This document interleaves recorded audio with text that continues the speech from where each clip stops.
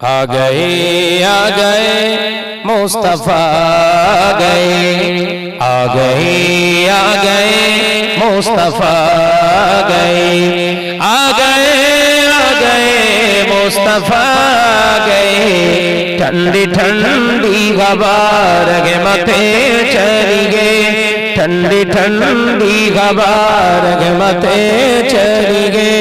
ए मेरे आका की कदमे ओसिले आ गए मुस्तफा गए। अल्लाहुम्मा सल्ली अला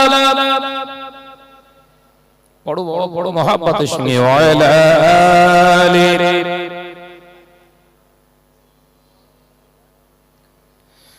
ज़मीनो आसमां जिसी के लिए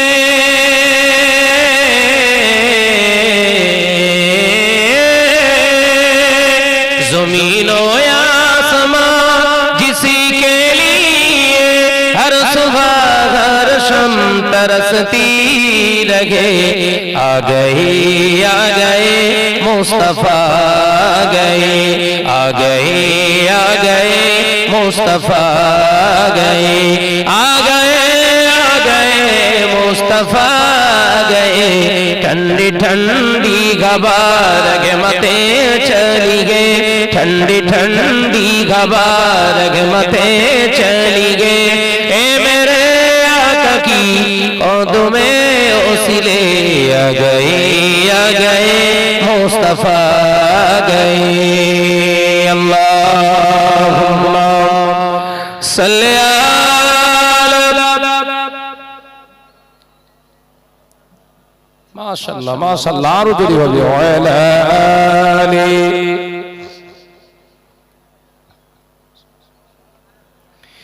खुश नसीबों होती है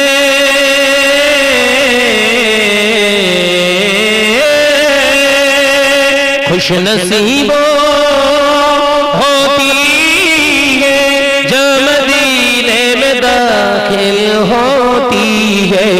आ गए मुस्तफा गए, आ गए मुस्तफा गए, आ गए मुस्तफा गए।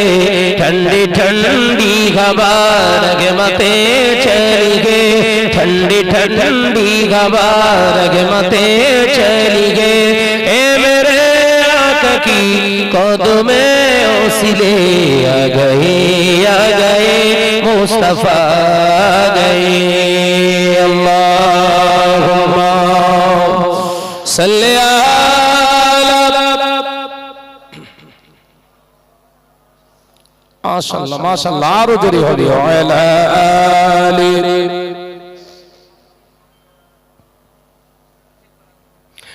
ওই পাহাড়কে যদি প্রশ্ন করো সৃজন করেছে কে তোমাকে, ভাষাহীন এক জবাব পাবে আমার প্রভু সে যে আল্লাহ মগান। ওই সাগরকে যদি প্রশ্ন করো সৃজন করেছে কে তোমাকে, ঢেউয়ে ঢেউয়ে তার জবাব পাবে আমার প্রভু সে যে আল্লাহ মগান।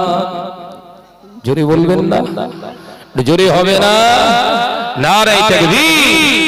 ওই পাহাড় বলো নদী সাগর বলো সবই যে তোমার দয়ায় পূরণ।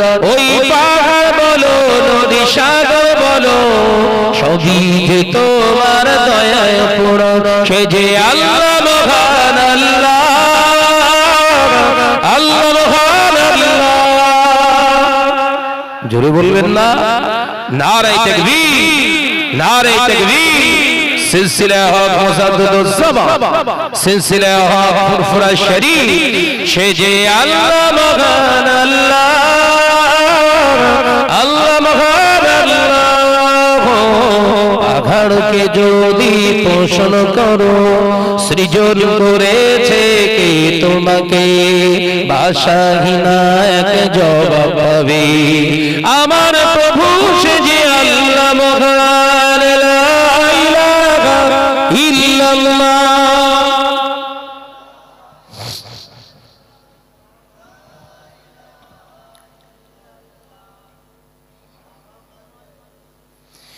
খুঁটি বিহীনে নীল আকাশে দেখি অপরূপ খেলা, দিনের বেলায় সূর্যের আলো, রাতে তারাদের মেলা।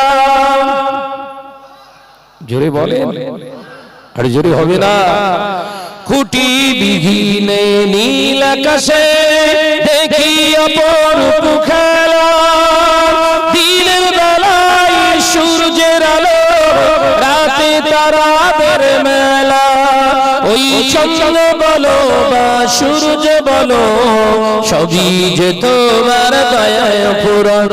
ওই পাহাড় বলো নদী সাগর বলো, সবই যে তোমার দয়ায় পূরণ। সে যে আল্লাহ মহান আল্লাহ,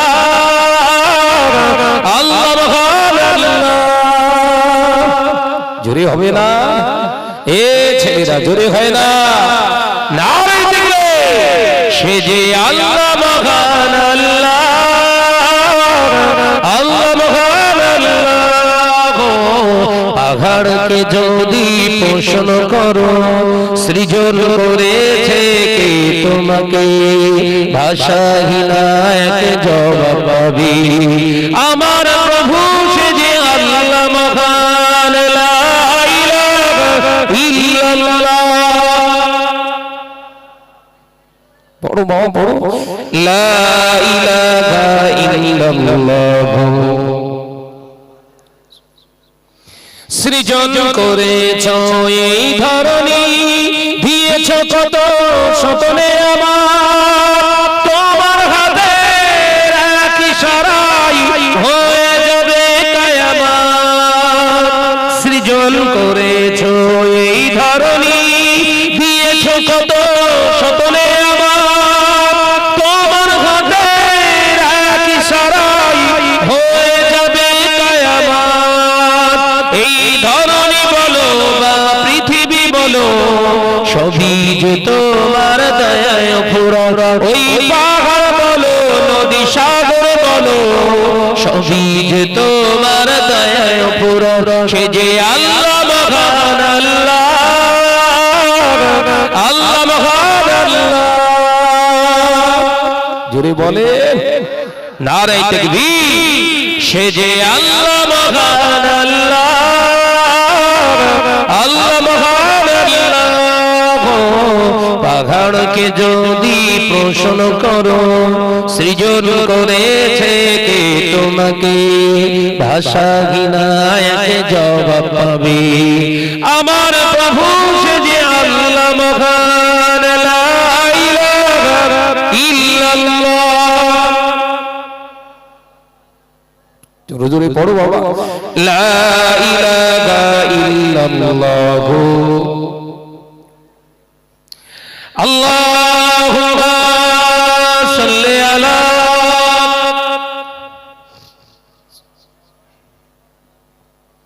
ওয়া আলা আলি।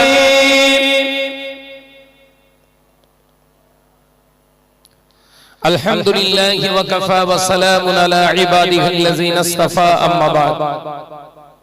মুআজ্জাজ মুকাররম, আজকের এই ভাতশালা পুটিয়া গ্রামে রহমতে সামিয়ানার নির্বাচিত সম্মানীয় সভাপতি মহাশয়, আমন্ত্রিত উলামায়ে কেরাম, খাস করে রাজারহাট মাঝেরাইট দরবার শরীফ থেকে আগত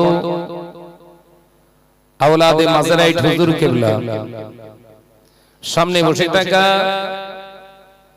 এই পুটিয়া ভাতশালা দূর দূরান্ত থেকে আগত শ্রদ্ধেয় আমার মুরব্বিয়ান গলেরা, স্নেহের কচি কাচারা, পর্দানিশিনা আমার স্নেহা গর্ভধারিণী জনমদুখিনী ধার্মিকা মা ও বোনেরা, আল্লাহ পাকের দরবারে জানাই লাখো কোটি শুকরিয়া। এরকম একটা সিচুয়েশনে, কন্ডিশনে দুনিয়ার সমস্ত খারাপিয়াত থেকে হেফাজত করে তার একটা পছন্দনীয় মাহফিলে বৈঠকে আল্লাহ আমাদের বসিয়েছেন। সেই স্রষ্টার দরবারে কালিমাতুশ শুকর আদায় করে উচ্চ আওয়াজে একবার বলি আলহামদুলিল্লাহ। জোরে বলে আওয়াজ দেন। সালাতু সালাম জানাই বিশ্বনবী দরবারে, যে নবী সৃষ্টি না হলে আমার আল্লাহ কুল কায়নাতকে সৃষ্টি করতেন না? জোরে বলুন সুবহানাল্লাহ। আর একটু জোরে বলুন সুবহানাল্লাহ।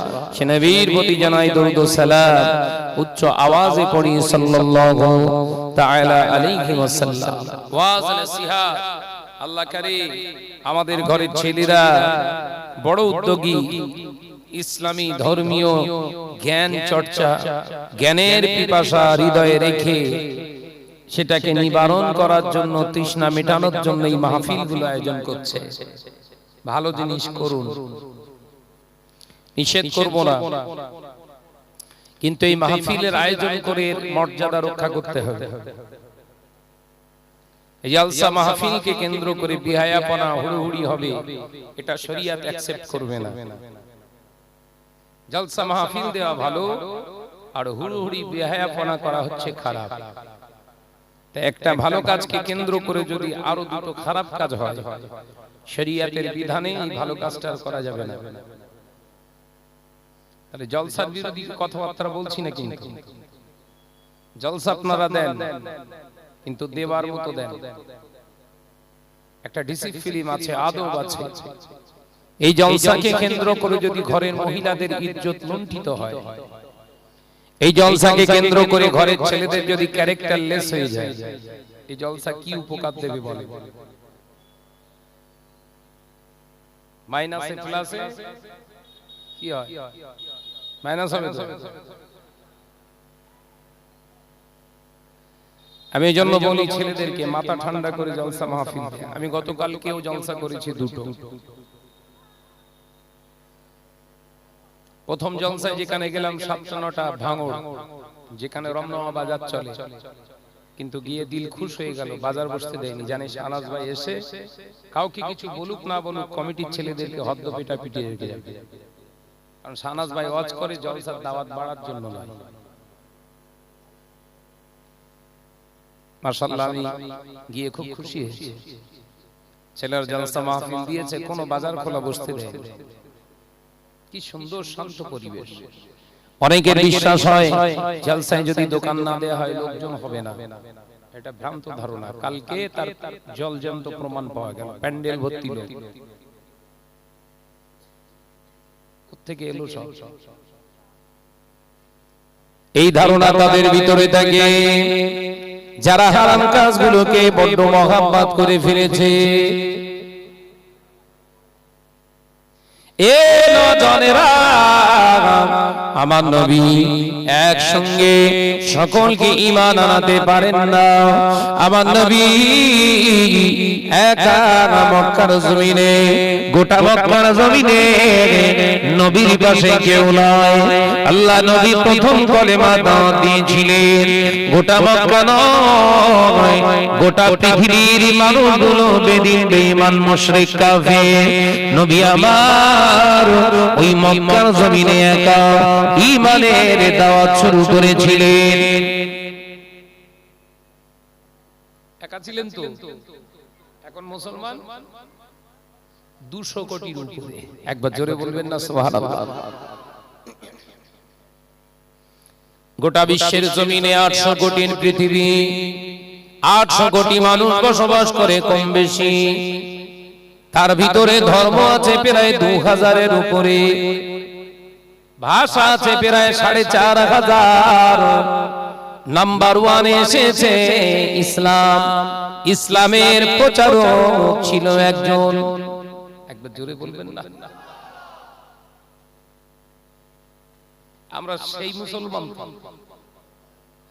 তাহলে বাজার না দিলে লোক হবে না, এই বিশ্বাস বেঈমানদের, ঈমানদারদের না। তো কথা বলে না।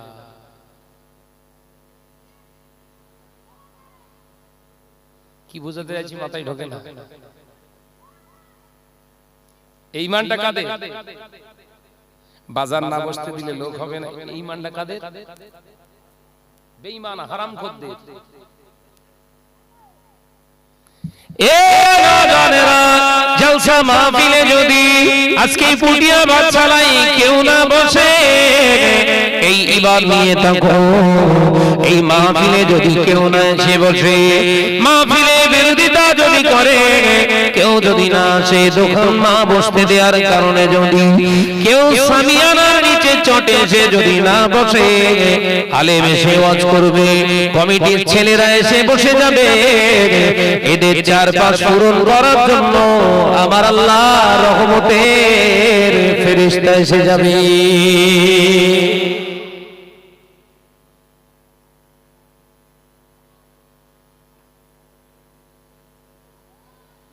লাভ আছে না না? এই জিনিসটা আমাদের মাথা থেকে আউট করতে হবে।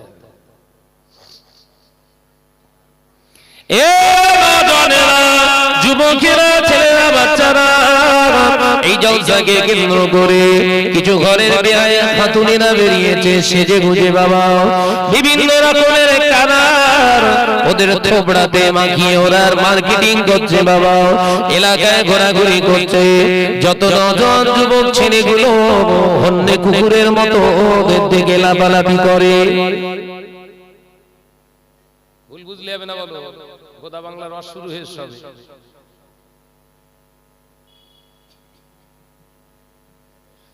বাজারে যত ছেলেরা ঘুরছে, ওই ছেলেগুলো যদি আজকে মাহফিলটায় বসতো, এই চটগুলো ছিঁড়ে ফেলতে হতো না, হতো না।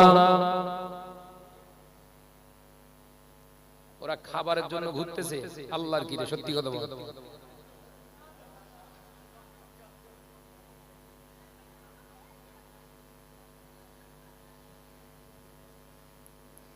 ঘরের মা বোনগুলো বসার জায়গা যদি ওইখানটায় থেকে থাকে, ওই নারীগুলো, যে নারীগুলো বাজারে ঘুরছে, ওই নারীগুলো আজকে যদি চটের ভিতরে ঢুকে যেত, এলাকার ছেলেরা এখানে বসতে বাধ্য হতো।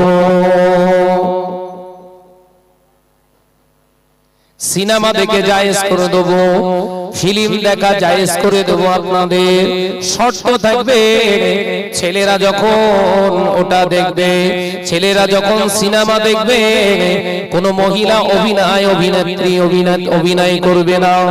ওই সিনেমা কি কোন ছেলে আর দেখবে? ঘোড়ার কচু কেউ দেখে, ওতে জিনিস নি, এই কথা বলে না। ও হল চাপা পড়বে না, পড়বে না। আবার যদি কোন সিরিয়াল মহিলাদের জন্য যদি জায়েজ করে দেয়া হয়, হারাম করে দেয়া হয়, শর্ত হলো কোন পুরুষ সিরিয়াল করবে না। ঘরের মহিলারা কি কোনদিন ওই সিরিয়াল দেখবে? তাহলে আসল খাবার কি বোঝা যাচ্ছে?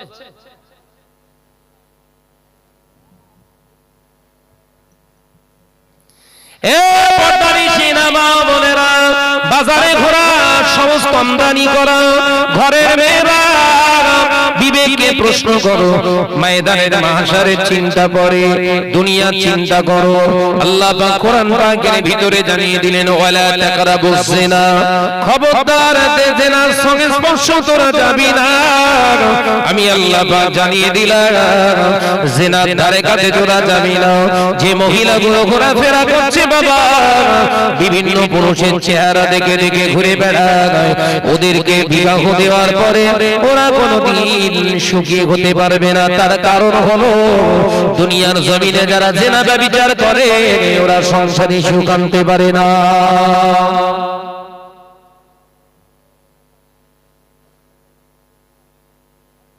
যে মহিলাগুলো বিভিন্ন পুরুষের মুখ দেখে দেখে, চেহারা দেখে দেখে বেড়ায়, ও স্বামীর ঘর করতে যায়, হাজার রকমের খাবার খেয়ে রোগ বেশ, আলোচনা বোঝে না। জিনা হারাম কেন? জিনা করা হারাম এই জন্য বলা হয়েছে, তোমার বৈবাহিক জীবন যাত্রা যেন সুন্দর হয়, তোমার ফ্যামিলি লাইফটা যেন সুন্দর হয়, তোমার ফ্যামিলি নিয়ে যেন তুমি শান্তিতে থাকতে পারো। সেই জন্য অবৈধ মেলামেশা, অবৈধ বিহায়াপনা করা তোমার জন্য হারাম করা হয়েছে।